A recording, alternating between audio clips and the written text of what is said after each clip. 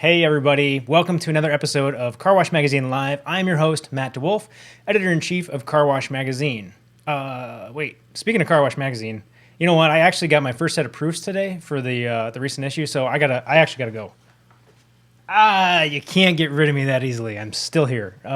We'll get to that later. Okay, so this show, why are we here for this show? We're here for you. We want to bring the car wash community together through the power of storytelling, and you all are a big part of that. We couldn't do any of it without your support, and so we say a sincere thank you to all of our International Car Wash Association members. At the bottom of the screen here, you do see the Century Club members. Those are vendor members scrolling across the screen. As a special way to say thank you to them for all of their support. None of what we do at International Car Wash Association is possible without you all. So thank you, Century Club members. Thank you, all of our members. If you don't know if your membership is current or if you want to support us, go to carwash.org/join. And you can kind of go through the process there. There's a lot of really great stuff coming up from International Car Wash Association. I can tell you from a behind-the-scenes perspective that there's really great programming coming out in the next few months. And I might have to stop talking there because I think I'm going to get a cease and desist letter if I violate my non-disclosure here. So I don't want to tell you too much. There's going to be a lot of it coming out on the shows here in the future, so look forward to that. Okay, so now, everyone, guess what? You get a joke. You get a joke. You get a joke. Oh, you get a joke. And you get a joke. All right, here we go. So this one's going to be better than the Nauseam joke, I hope, from last week. If not, I'm sorry. I'm sorry. I'm not sorry. But you gotta deal with my jokes until I get your jokes. Send them to me at mdewolf@carwash.org. Here we go. All right, so a teenage boy goes up to his dad, and he says, "Hey, Dad, I think there's trouble with the car. I think, there's water in the carburetor." And the dad is like, "What? There's not water in the carburetor? That's ridiculous. You don't even know where the carburetor is." And the son's pretty persistent, and he's like, "No, Dad, I mean, I think that there's real trouble with the car. I'm pretty sure there's water in the carburetor." So the dad's kind of nervous because his kid doesn't know anything about cars. And he says, "All right, fine. I'll go check it out. Let's go to the car. Where's the car?" And the son looks straight at his dad and he says, "It's in the pool." No, nothing, guys? Nothing? All right, well, as I said, you are stuck with my jokes until you send me yours, mdewolf@carwash.org. Let's get on to the meat of the program, shall we? With me today, we're going to bring in Brian Krusz. Brian, welcome to the program. Hey, thanks for having me, Matt. Happy to be here. Hey, awesome to have you. Brian, you're with Sergeant Clean Car Wash. Love the look of your washes. We're going to get a chance to see those a little bit later in this program. But can you just start out with a little introduction in terms of who you are and how you found your way into car washing? Yeah, it was a unique story. So we found our first location. We're out of Northeast Ohio. So we have 6 express exterior car washes here throughout the greater Cleveland area. Our first location we had purchased in March of 2013, and it was a traditional full service as they come. Everyone got out of their vehicle. We pulled them in and out. And the funny story that you and I shared, Matt, was that it had 176 liens on the property. So not fun. That is an astronomical number. I don't. Yeah, it was. How do you even did you know that? Did you know that ahead of time? You had to know that. No, well, what happened was just being so young and naive in this, and we were already in the beverage store space, so we already had, in business for about 4 or 5 years prior. So we went to our attorney, which is just a good family friend, went to high school with my mom and my aunts and my uncles. And when I told him that, he did a title search, and found all these liens and said, "Listen, not only do you need to go to Cleveland Hopkins Airport, you need to rent a rocket ship and get as far away from Strongsville as you can. Never do it." So I guess the story is never listen to your attorney. Yeah, I mean, that's one way to do it. That's one way to make sure that you have lots and lots of heartburn, right? I mean, good grief. So you get into it. What was that first kind of experience like as you sort of learned the ropes in car washing and had to find your way through a pretty challenging first step? Yeah, I mean, it was tough. We basically ran the property under 18 months of like a property management. So we'd pay a payment. That way, in case anything went crazy, there was no level of responsibility, Yeah. or ownership to take over any of these liens. We ended up clearing them, but it was great because it started off our mindset was just, this is a great business. I want to be in it. Even prior, backing up, we went to the Eastern show in Atlantic City, fell in love with the industry. So to get back to Strongsville, it was the hardship. We went through the hardest you could do, as many hurdles and obstacles to overcome and things to kind of get done. It was great because it set everything off the bar right off the bat. This stuff is hard. Business is hard. Running a car wash is difficult. You got to hire, good people, so on and so forth, that we dealt through all the adversity to come out at the end smelling like roses. Yeah, and then I mean the other piece of that puzzle, right, is that you you had to really rely on mentors and talking to people in this industry to figure it all out, because you were young, you just got handed a giant bag of crap, right, for your first wash, and you had nowhere to go. So where did you kind of pick it all up? Where'd you go? Yeah, I mean, there's so many to list, and I won't name them all because I'm going to forget somebody. But there's so many people, especially DRB Systems. They were a huge source of a resource, and I would just call people, Matt. I mean, I got in the phone book in Google, and I Googled car washers outside of my area, and I called them, and I said, "Listen, can I buy you lunch? Can I buy you dinner? Can I buy you coffee? Tell me the do's, the don'ts, the pros and cons." Even before buying our first facility, I went and worked at a car wash for 2 months. I got fired. It was the first job I ever got fired from. But basically, I just told the owner, hey, this is kind of what's going on when you're not here. But it really gave me good perspective. Not everything that every operator that I knew said was great, Yep. but it took little grains of salt, just like reading a book. You're not going to get everything out of every book, but one or two nuggets were awesome. And that's why the car wash industry and the ICA was just, I fell in love with it because I've never seen an industry like this. Yeah, it's from different. all walks of life. Yeah, it was great. Yeah, I mean, part of we're really helpful as long as you're not next door to us, right? That's the model. But it is really, a long time ago, the first time I went to a car wash show, I had gone to lots of different shows, but a car wash show was very different because you looked around and everybody seemed to know each other, and they didn't, but they were about to, and they were making really meaningful connections in that space. So it was super cool. Brian, you've got a military background. How has that kind of played into helping you with car wash in general, with the operations side or just on the people side? How's that kind of helped you out? It's been phenomenal. I call it a vital part. I look at the core values I got from the Marine Corps and then also my family values. To those together, I'm a blessed man. My mom and dad are very good, hardworking, blue collar individuals that really helped me and set my life up for success, whether that was through school or mentoring on a parent side. But the Marine Corps, through our the leadership, all the classes and knowledge and the experience that I've had through the mentors in the Marine Corps.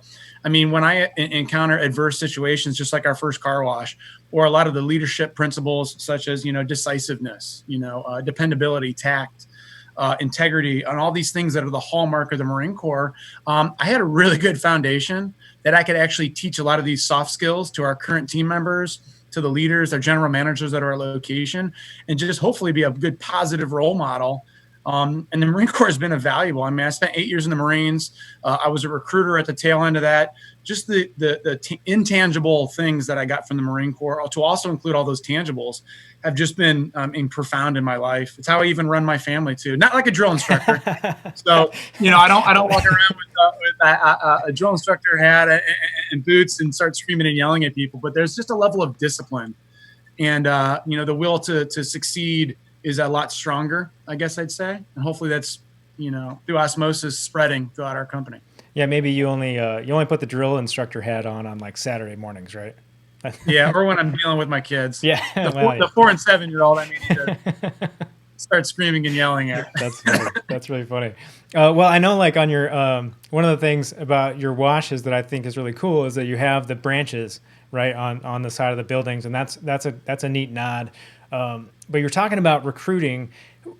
How What lessons did you take from the Marine Corps into kind of how you guys recruit and retain some of your talent? Yeah. So when I was a recruiter, I'm talking anywhere between 16, 17-year-olds in high school, all the way to someone in their mid 20s. I even put a couple of gentlemen that were in their early 30s in. So kind of all walks of life, but also their parents.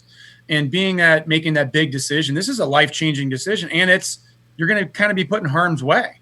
So this is a big, big altering decision. So I'm glad that was the first part of the recruiting.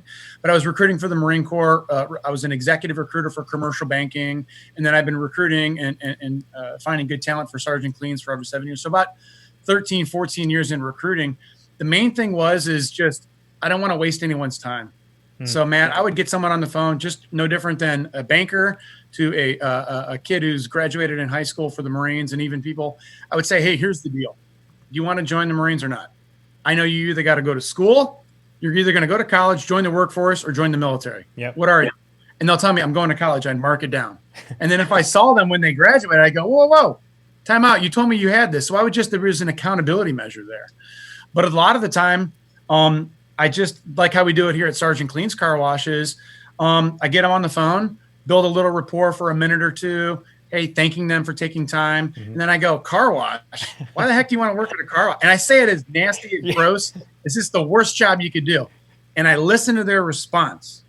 This is crucial. If they say anything intangible, like I love people, I love working outside, I love cars, then we continue. Okay. If they go, oh, I need a job, or I want benefits, or it was the first thing that I saw online, those aren't who I'm looking for. And they could have an impeccable background. And that's just been vital. I can't teach happiness. I can't teach care. I can't teach smiling, engagement. I could teach you how to run, a pay station and how to do our effective greeting. That's just been crucial, is really talking them out of working for us. That seems so counterintuitive. I don't like, how does that actually work?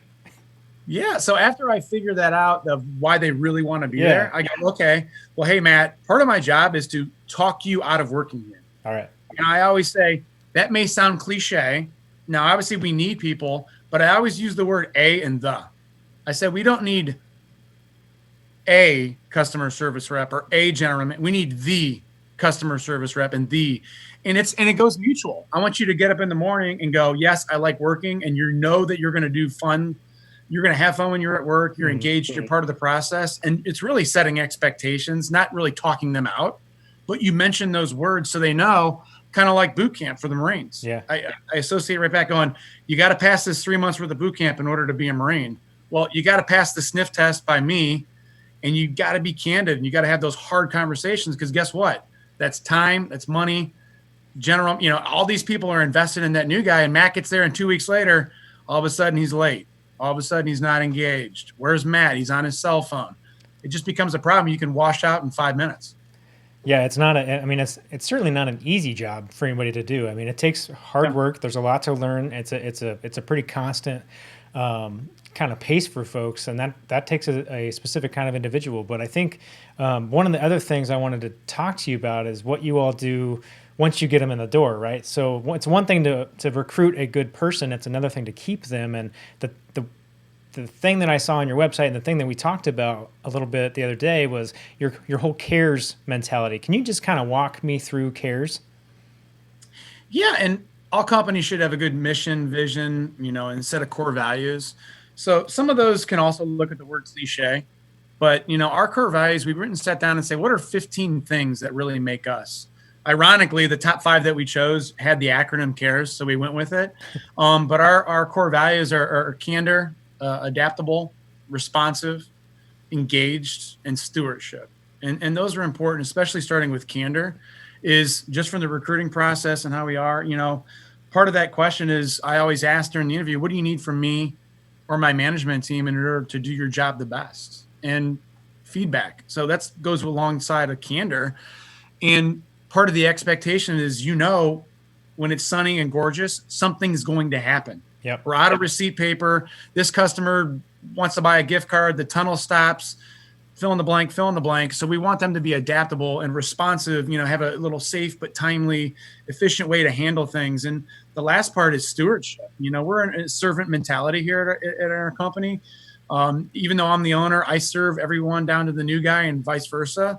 There is no, degrees of I'm not going to talk to people and I'm in the ivory tower. Is I wake up every day to serve our team. And that's got to be important from day one.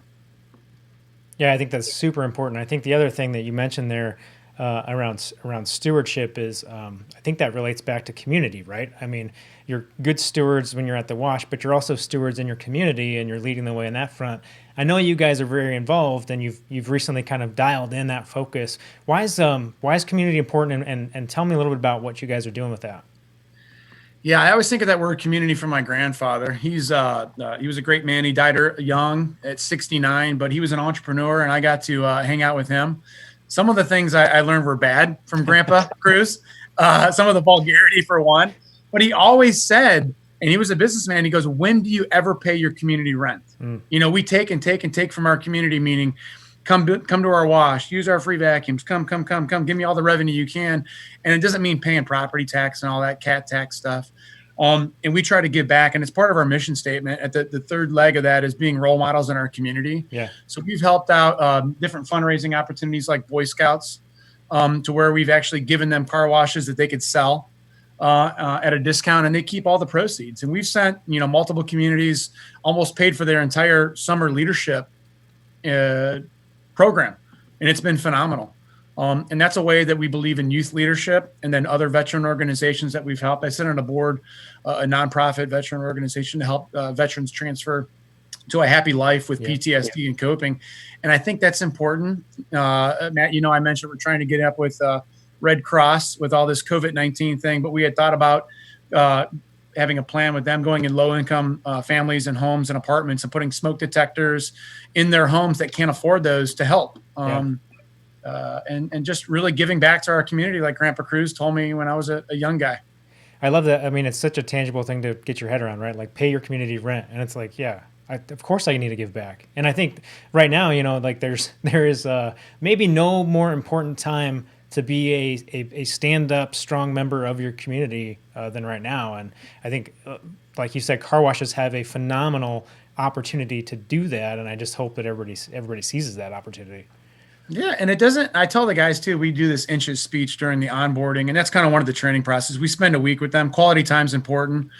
And part of that is our inches speech. We always take a little snippet from Al Pacino's Any Given Sunday movie. Warning, there is 2 bad words in there, but it's true. It's these little tiny things that add up. And his analogy in football is phenomenal. And these inches are all around. And Matt, I mean, I'm talking, it's just about volunteering as little as you can. You don't need to be front page of the Wall Street Journal, rescuing a cat from a tree or being Mother Teresa. Just these little tiny things, and people notice it. Yeah. They notice these little subtles. Hey, you're at a Rotary event or you're at a community food drive. Just, hey, don't you work at the car wash? Or, hey, they'll pick up on those things, meaning he's not here just to take, he's also here to give. Yeah. Yeah, I love that. Brian, I could talk with you all day about all this stuff. We probably need to get you into the podcast queue, because there's a lot more that we could dive in on all these topics and to share with folks. But I'm learning a lot so far. I'm going to jump real quick. we want to look at your wash. We're going to do that in a minute. But I want to share what Todd Davie has learned in 2020.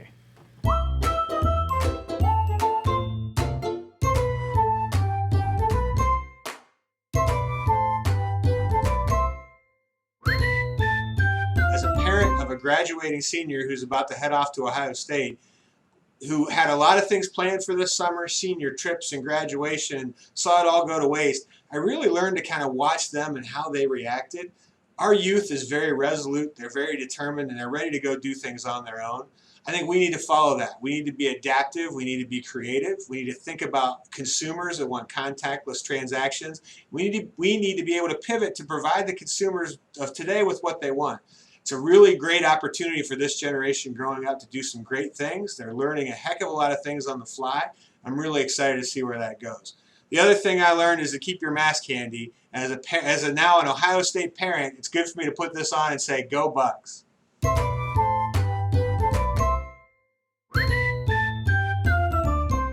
All right, so that was Todd giving us a little insight into what he's learned in 2020. Good cues in terms of looking at the youth to learn a little bit about adaptability and resilience. Because guess what, they are a little more pliable in terms of how they respond to things. So good lessons there. I'm not going to say go blue. Oh, but I just said go blue. I'm so sorry, Todd. Hey, I actually don't have any dog in this hunt, so go Bucks, go blue, go whoever. It's all good, all good. All right, so now guess what, guys? Stop. It's tour time.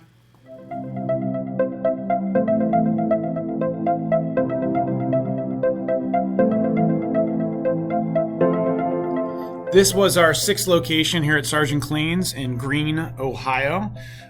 This was a pre-existing that we remodeled, so it had self-service bays as well as oil change, and we actually flipped the tunnel completely around. So cars used to enter the opposite of what you're seeing here now. We still kept the self-service bays. We extended the building about 30, 40 feet and raised the back area. We have a highway close by and put car wash there so we can get as much visibility as we can from the highway. Here's the oil change bays. So we actually converted the oil change bays into our XPT lanes, creating a members only lane. So it's just been phenomenal. It was great. Very helpful for the customers and just to create a more efficient process and really utilize those instead of just tearing that building down. You'll see here, and we'll see a little more once we're on the actual drive to the tunnel. We have a decline that goes into our tunnel. It's for a couple of different ways. So we wanted the customer to go up an incline and then go down into the car wash. One, for visibility, so the team member and the consumer can make eye contact quicker and sooner so they can see into the tunnel, making it easier for them. And also, two, they're riding the brake versus the gas when they enter your facility. We have Sunnies and AVW, kind of a blend between them. One of the great things you saw was no prepping. So if you're a fan of no prepping, we do no prepping here at Sergeant Clean's. And the drying chamber, this is phenomenal here. Customers really love it. We have some red LED lights in there. If you look at the end here at the upper left and at the upper right, we have some turbine heaters that were placed in and just to create that blow dry effect as you would in a public bathroom. And there's the vacuum area. We got about 20 free vacuums for our customers to use. And so far, so good.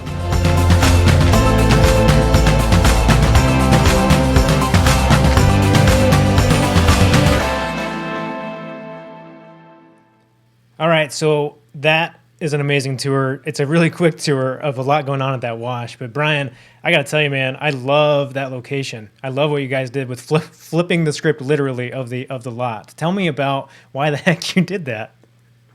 Man, it goes back to mentors and advisors and really just having confidence in yourself and the team and just say, yeah, I'm going to do this. I mean, every one of our locations, thank God it started out with that adverse situation in Strongsville. I mean, we've taken away full service car washes, towel drying, prepping, everything you could do. And we thought, well, okay, doesn't matter. We believe in our process and the product so much. We just jumped off the cliff per se. We knew we'd make the parachute on the way down. You hoped when you pulled the cord, it actually went out, right? Yeah. I mean, at that point, you couldn't do anything else anyway, right? Yeah. I mean, we had 13 different ways of how we could have looked at that site, and we just took a more, where they say you're too close to the trees to see the forest. Yeah, yeah. And we reached out to some really good key players and said, hey, what do you think? And made the decision. The other thing that I thought was really cool, you mentioned it in the video about the, converting your quick lube that was on site there when you purchased the property. You converted that into your kind of membership lanes and your payment lanes, your XPTs are in there. Why did you go that route versus, tearing down and putting up something new or keeping it open? What was the draw? Well, one, we didn't have to take the expense of tearing all that down. Yeah. And a building, as anybody knows, is there's value left in even a dilapidated building. You can still keep the sides up and tweak that. We just kept looking at it and saying, this is useful.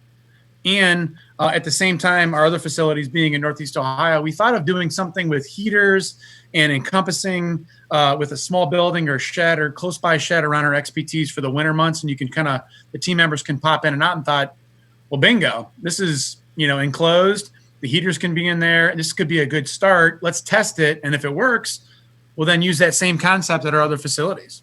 Yeah, it's really neat. You guys do a nice job at your locations with giving adapting to the weather, right? I mean, like you have a that garage door that comes down on the front when you enter the first chamber, then you're in the tunnel chamber, then you're out, and then, like everything's very closed in, so that when the winter hits, customers are going to feel good going through because they're going to feel like they're kind of safe, right? Yeah. The other thing, two other things I wanted to talk about in a little bit more detail, the incline decline thing as you go through and you come up. Tell me why you did that again. It's really two-part. One is it's a safety measure. So at all the other car washes, we've heard all these stories where the gas and brake gets confused.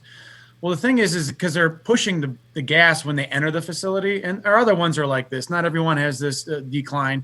And we thought, okay, it's going to be easier if they're hitting the brake, because what do? You just hit the brake more than you do the gas. Mm-hmm. And they're coming in, they're tapping the brake coming into the facility. And plus the customer is higher. So we catch their eyes a lot sooner from the loader, and we can, hey, I'm in charge. I'm going to get you in here to the tunnel and kind of grasp that from two parts. Nice. And then the last thing that I wanted to touch on, just because it makes me feel warm and fuzzy, is your drying chamber. Like it literally, like I'm watching the video and it's going through. I'm like, oh, it's got to be so warm and cozy in there. But it's lights, right? It's light, and there's two turbine heaters at the end. I mean, 150,000 BTU. We crank it in the winter. It's toasty in there. We do turn it off on some days, on those very hot days in the summer, because we get to 90, 95 degrees. And that heat travels all the way to the loader. So it is literally a sauna in there. But it is phenomenal in the winter. I mean, it really heats our tunnel. And it's that illusion. They're going through an oven. And I use the analogy just like a blow dryer, as if you would at a public restroom. And consumers really enjoyed, because at this location, they were completely frictionless. It was a high pressure wash, and they towel dried every car. Oh. Once we added all those blowers, the drying chamber, that was a nice component that kind of told the consumer, aha, they care, I listen, try it for yourself. You go through there, it's pretty bone dry. Yeah, that's pretty awesome. I love it. Well, hey, Brian, like I said, I could talk to you all day, but I'm going to let you get back get back to the business of washing cars. Although you're at home today, you'll probably be at the wash later, I suppose. Yeah, the kids are gone. I think I'm just going to take a nap. There you go. No, there you go. I don't even know how to take a nap. I don't even know what that is. Someone send me instructions on how to take a nap. We'll get you a one pager on how to nap efficiently. Yeah. Awesome. Hey, Brian, thanks. Thanks as always. It's a pleasure to talk with you. Yeah, thanks for having me, Matt. I appreciate it. All right, everybody. That was a really fun conversation with Brian Krusz from Sergeant Clean Car Wash. Really appreciate his time today. Really appreciate all of you watching the program as well. I'm going to leave you guys with a couple things. Number one, if you want to see more episodes of this program, you can go to carwashmagazine.com. All the old episodes are there. They're also on our YouTube channel. And if you're watching this on Facebook right now, you can just watch the old versions in the Facebook videos with Car Wash, both Car Wash Magazine and International Car Wash Association. So make sure you're doing that. The other thing I wanted to remind everybody about is to subscribe to Car Wash the Podcast. So we do this program. We also have Car Wash the Podcast, which is more in-depth conversations with folks on specific topics, both inside and outside of the car wash industry. So really bringing you some of that perspective. And then obviously, we do the print version of all of this stuff with Car Wash Magazine. If you're going to subscribe to that podcast, if you just want to know what a little bit of it's about, I'm going to leave you today with a quick clip about watching, not washing, watching cars in a recent episode. And for this episode, just a special thank you to Williams & Williams Real Estate Auctions for their sponsorship of this particular episode. And it really comes down to inspect the product. So I always kind of marvel at the fact that some people do this naturally. And I would tell you that the good operators, the really, good operators I've known over the years, they watch cars. They watch a lot of cars. They drive their car through the tunnel the first thing they do when they get there. And that's a big piece of this, is creating that culture of clean. And so that starts with obviously the operator, and like I said, the senior management of, when you show up on site, the first thing you should do is go look at cars. And I think that often gets swept under the rug for day-to-day business, right? Like making sure the bills got paid, or, you heard a machine broke last night, so you want to go take a look at that. I mean, I think it's very, very easy to get sucked into the other tasks that are going on at car wash.